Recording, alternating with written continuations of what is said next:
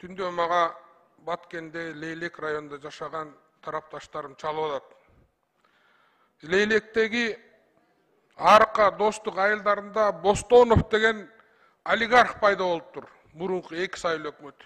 Достук менен ошол Арка айылындагы мурунку жердин баарын алып алыптыр өзүнө.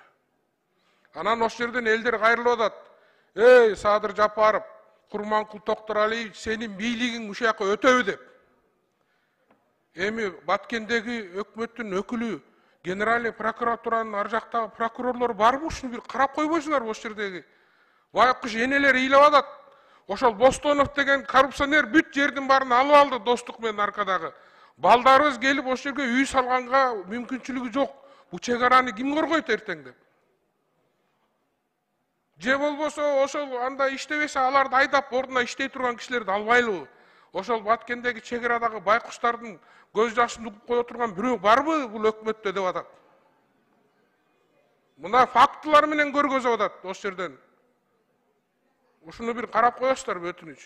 Экинчиси, мына Кумтөр Жетөгүз